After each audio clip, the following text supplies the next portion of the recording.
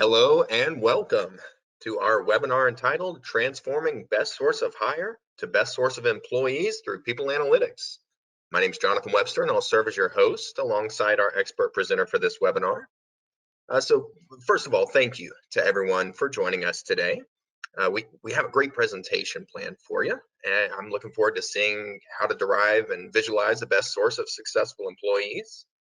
A little order of business here during the webinar. Everyone will be muted, but if you have any questions or comments, please feel free to use the chat feature.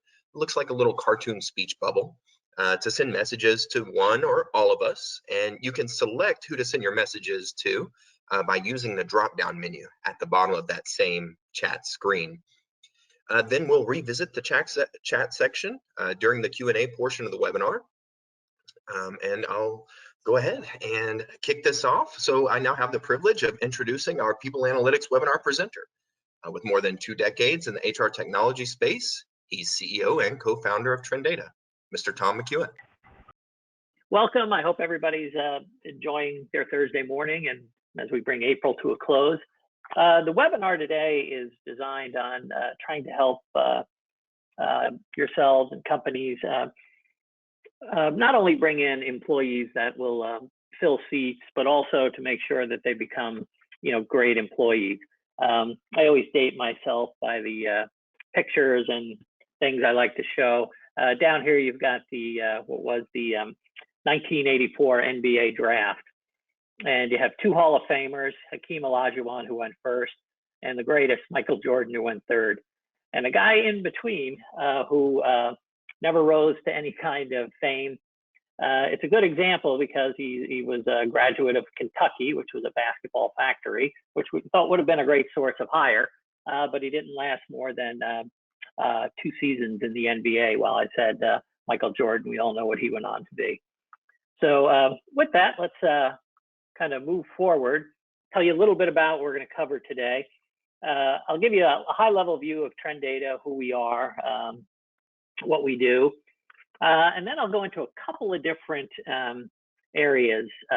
Talk about what you're trying to accomplish in your recruiting. I always like to provide some facts and data for benchmarking purposes. So that we'll talk a little bit of that, and we also have a nice report we can offer to everybody in the group. And then kind of tying that again into looking at the full employee life cycle and how you can look at that as a whole and figure out the way that you would be able to recruit and hold on to your best employees. We'll do a little demonstration of TrenData, not in a real salesy manner, but more to point at the facts that we're talking about in the webinar.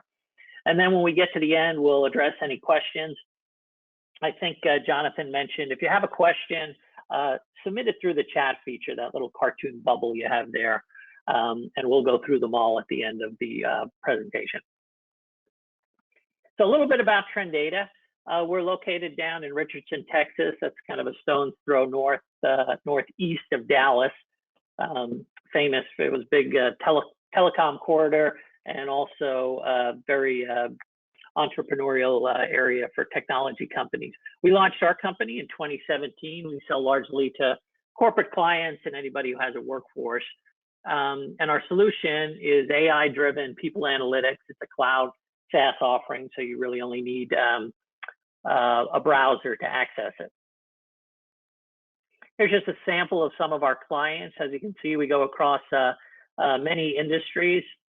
So if you ever get to the point where you're looking at doing something with TrenData and want to talk to a few happy references, we're able to connect you with ones as close to your business as possible. So okay, again, dating myself, I'm not quite as old. I've been alive with this guy, but my father was a history teacher. So, very popular person in our household. But I always found this quote very relevant to HR and recruiting, because in World War II, Churchill would talk about the end, the beginning of the end of the beginning. And it was all predicated on one comment he made, that there are 2 kinds of success. Initial success, where you secure the beaches, and then ultimate success, where you actually win the war. And when you apply that to recruiting, you can see where that is a very apt statement, because recruiting, first off, is about getting people hired into positions. Now, that is the initial success. You give your recruiters a quota. They go out and attack the positions that you're going to, and seldom are they really compensated, but sometimes they are, on how successful the person is after they get inside the door. So there's no real way for them to know when they hire a person that they might quit 3 months later because it didn't work out, or you might hire a vice president that 3 months later gets a better offer and leaves. But really, initial success in recruiting is getting the position filled.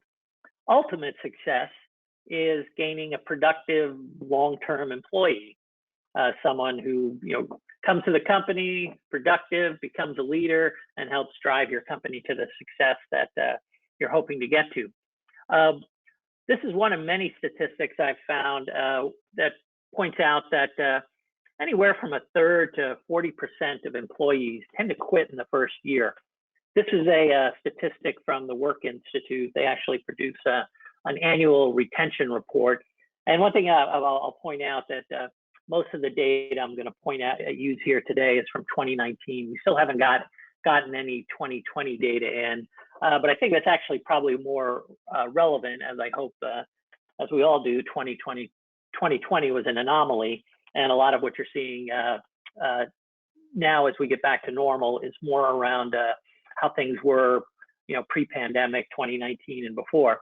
But this is a Work Institute has a very good annual retention report document that they put out. We actually have a link to it. Jonathan has it. And if you want to take a look at it, just message him in the bubble. Message Jonathan specifically, not everybody, so that we don't have messages, but he'll send you the link to the report. But as you look at the data, it's a little confusing here. First of all, it says that 38.6% of employees quit in the first year. Now, all of these numbers add up to 100. So it's essentially 100% of those 38%. So if you wanted to extrapolate a little bit, you have 22% of that 38.6% quit in the first 30 days. So it's really 8.5% of your entire hiring class that leaves in the first 30 days. And you can see more than half, so probably close to 20%, according to this report, are leaving in the first 6 months. So it's a lot of attrition goes on there, which, as we all know, if someone's not with your company probably a year, you probably lost money on them. They haven't got to the point where their production is worth what you've spent on them in salary and training and recruiting and such.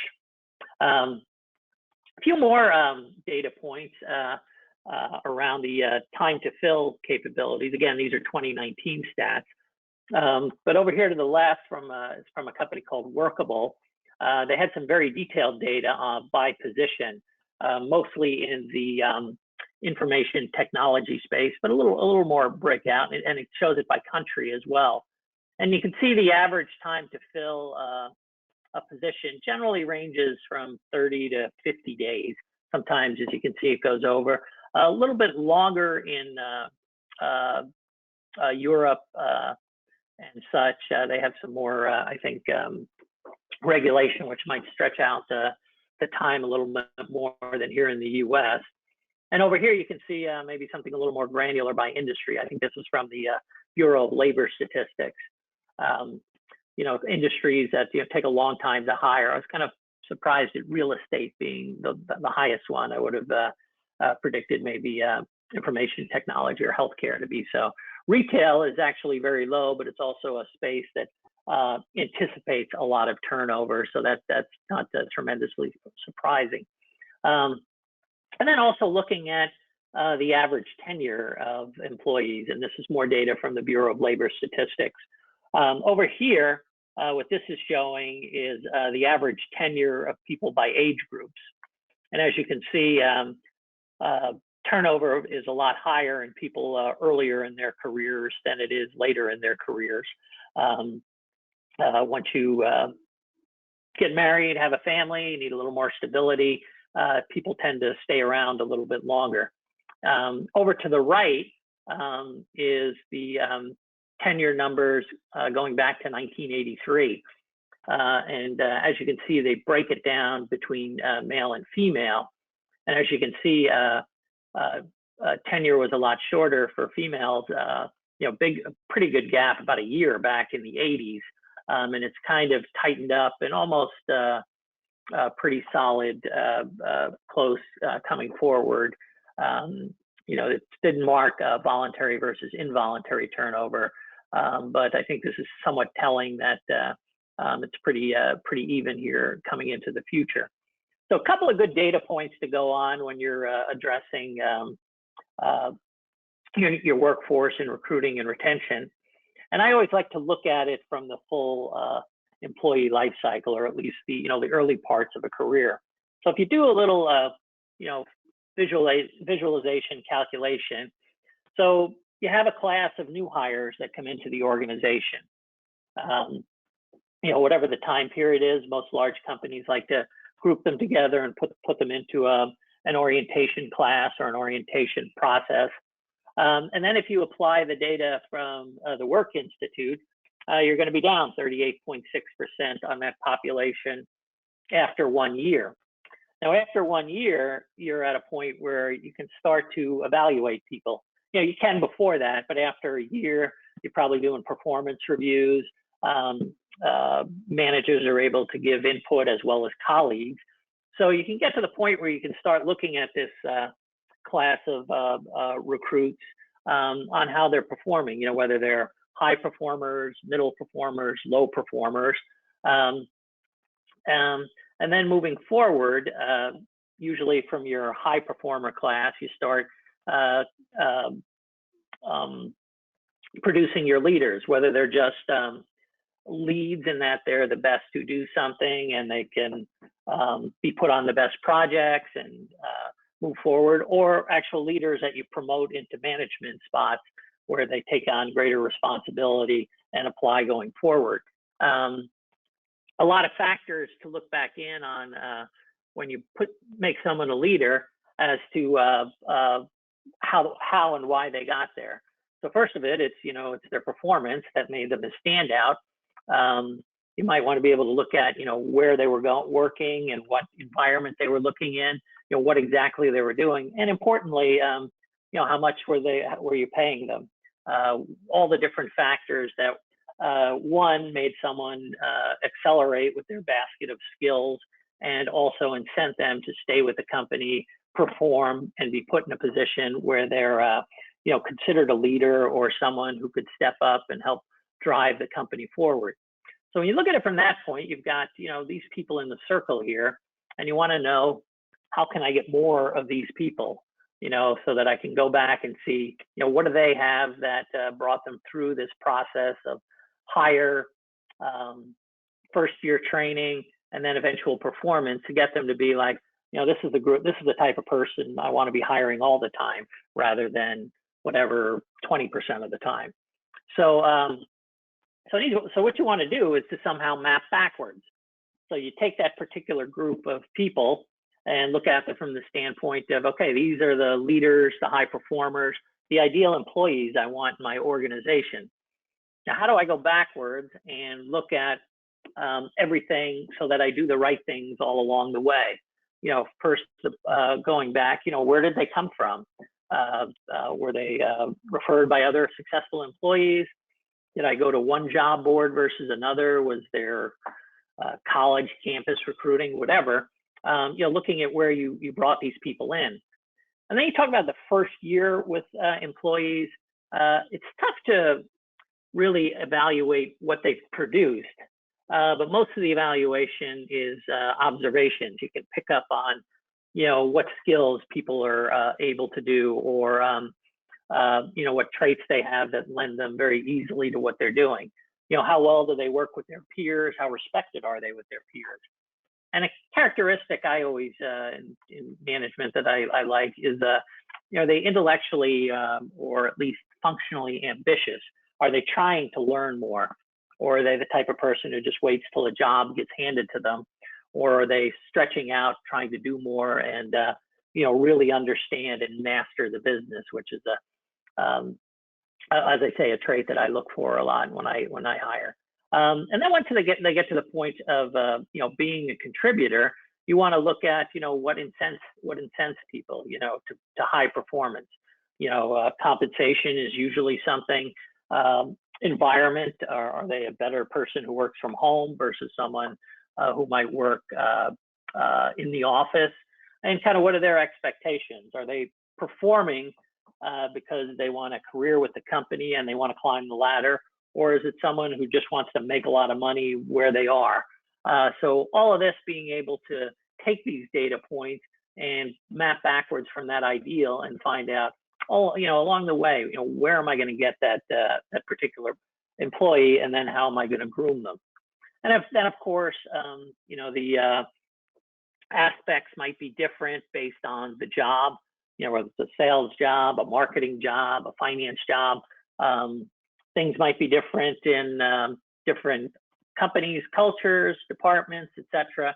So it's not always going to be a static set of success factors, but the process is the same, finding out those really great employees and going backwards from there.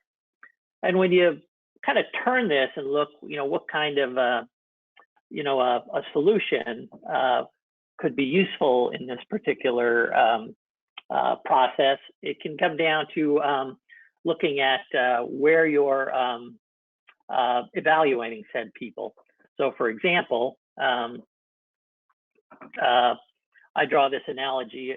Okay, so you're recruiting people and you have a recruiting system that you use for this. There's a lot of great ones on the market right now, and they probably have data within the system that would tell you, things like, what job sources are you looking at that gets the most candidates hired, and that might be job boards, for example. And that would be a great example of the Churchillian quote, this gets you initial success. So this recruiting system can tell you, okay, this is how I get the most people in the door. But it's really what you want to get to is the fuller picture.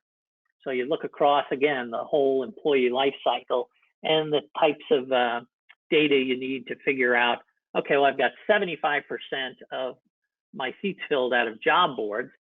But if I go over to here, I've got 80% of my people who've performed, done well in learning, and have been promoted, or at least we have a plan to promote up through the organization.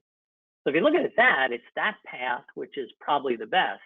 Now, depending on how practical it is for you to host a lot of job fairs as opposed to just going to job boards, is kind of something that you might want to evaluate.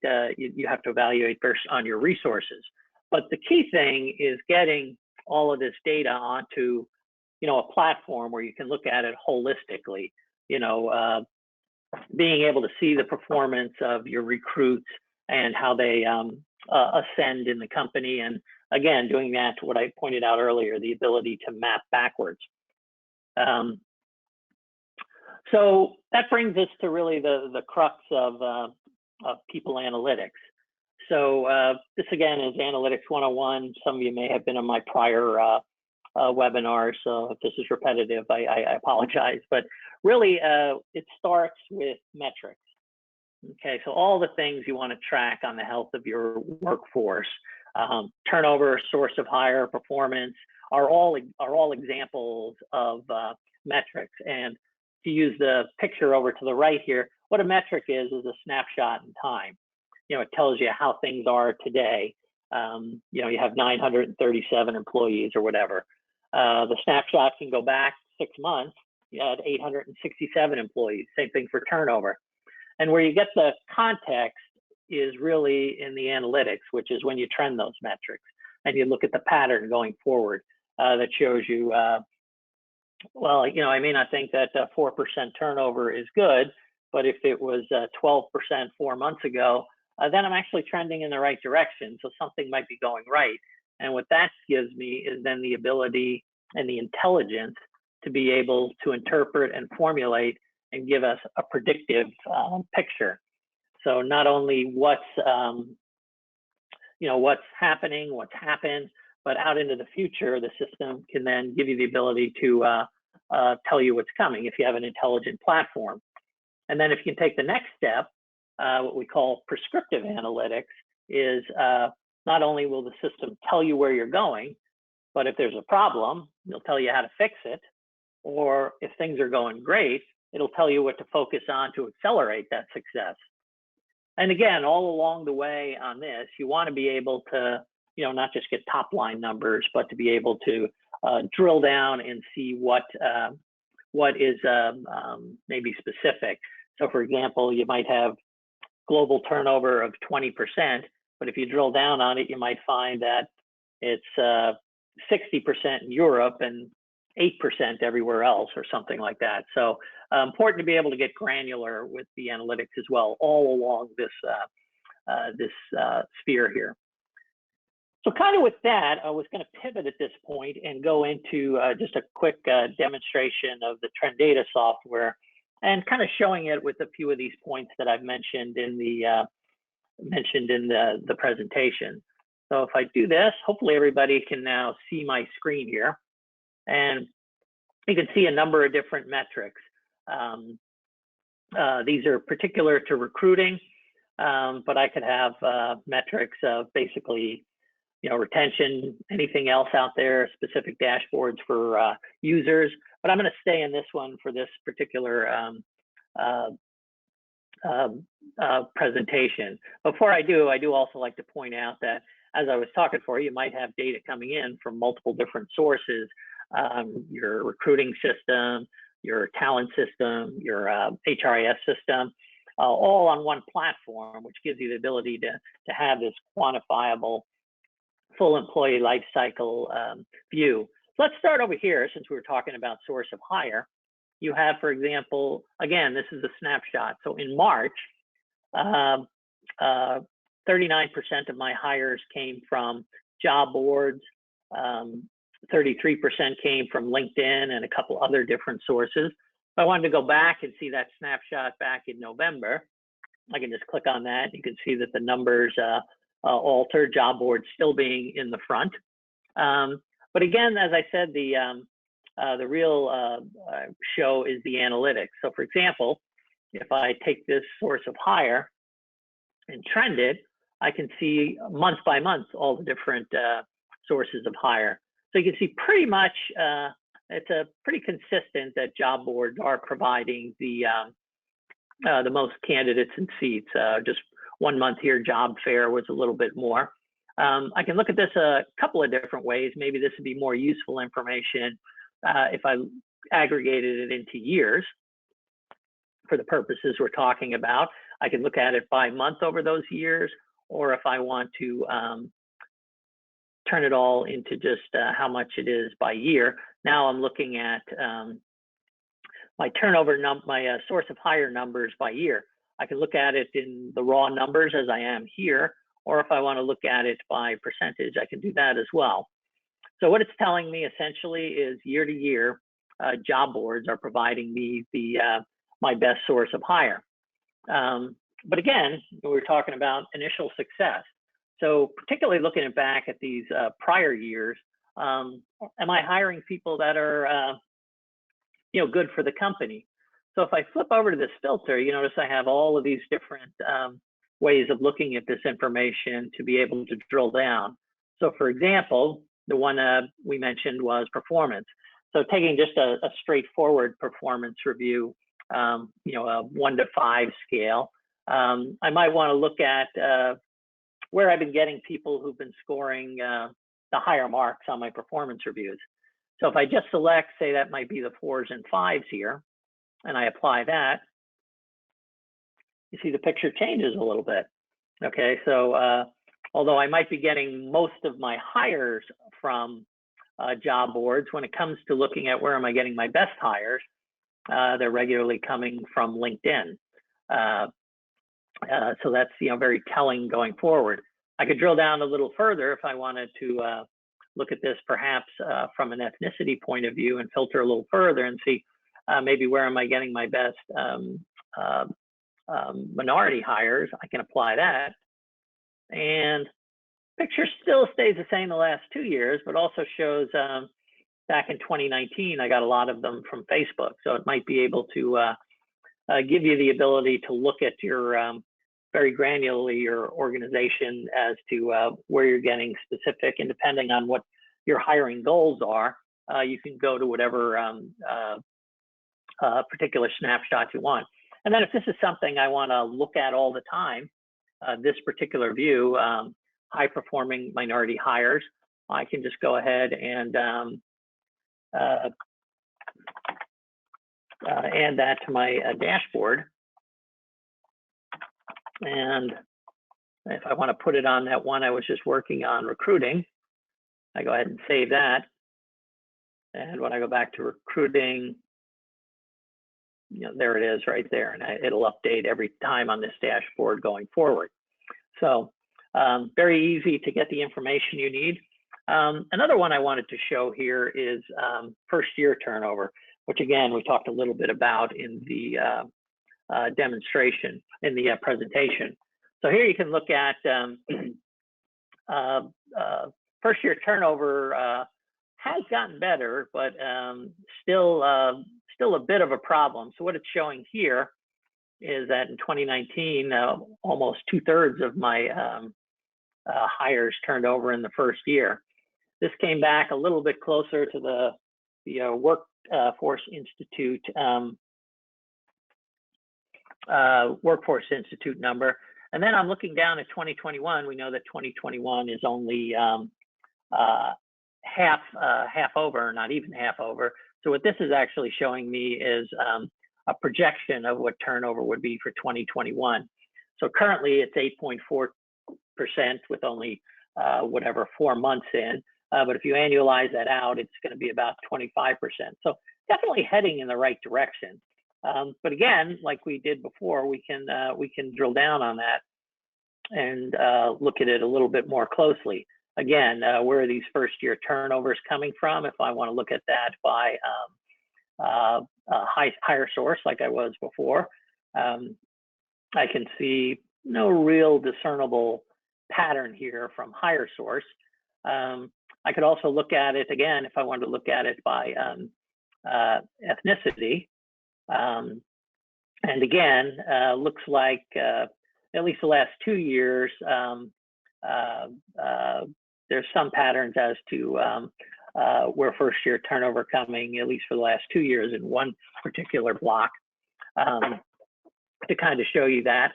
And you also might want to look at if it's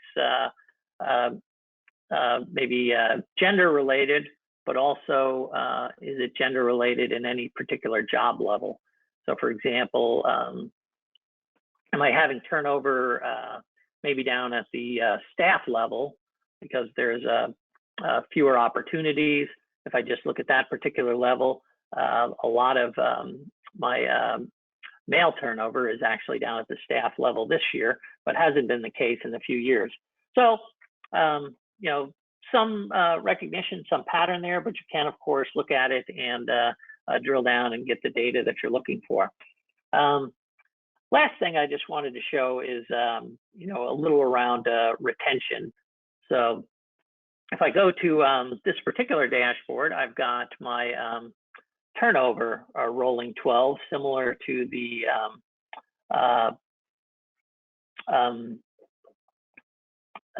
recruiting, which I showed, and it shows me an alarming amount of turnover coming forward. So again, like I did on the last view, if I wanted to drill down on that and see maybe how much of that is in fact first year turnover, I can go down and sort on tenure and look at just the people who've been with the company less than a year. And you can see that's a little shakier pattern there. And it looks like nothing really delivering, but allows you to filter and find out if that is really a problem. But again, what the system also provides is that ability to project out into the future. So for example, right now I've got a pattern that's showing me turnover climbing here and maybe it's treading off towards the end, trending downwards. What's going to happen over the next 6 months? I can go into the predictive view And what it's going to show me is turnover is going to keep coming down, but turnover is still very high at 3.3% here in April. What the artificial intelligence engine is able to tell us is the factors that are affecting it. Some of these factors you can change, some would have to go maybe deeper into the hiring decision. So, you might, if commute distance is a factor, maybe letting people work from home more, or recruiting people who are closer to the offices. Well, let's focus on these ones that we can change immediately. So if I move here to our modeling capabilities, what you'll see is these three factors: salary, remote employees, and high performers. It's showing me what's driving their behavior. So salary, oddly, is showing a very low impact on turnover. Remote employees, it's showing a growing effect. And professional development seems to be very important with your high performers. So let's test those theories with the model here. So for example, with turnover 3.3% in the next month and trending down a little, I've got an average salary of $86,000 per person. If I were to give everybody a $5,000 raise, I always say, wouldn't that be great? You could just do that on a whim.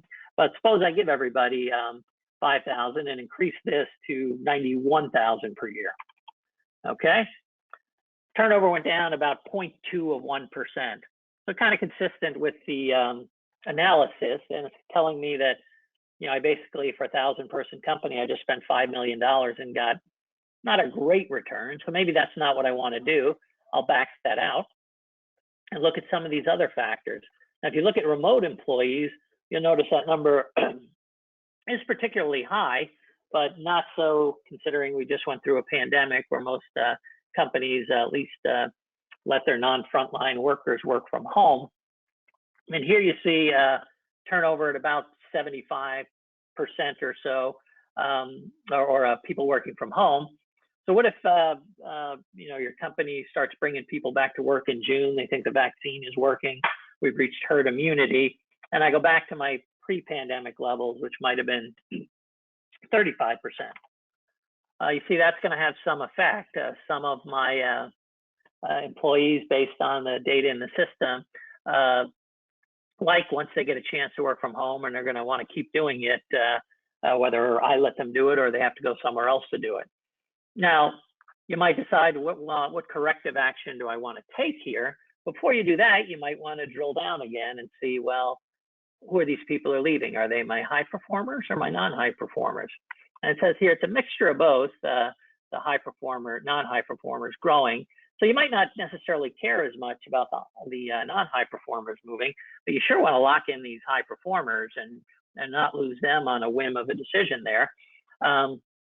So some of them think that working from home is important, but if I go down to this third metric, it tells me that high performers are very attuned to professional development.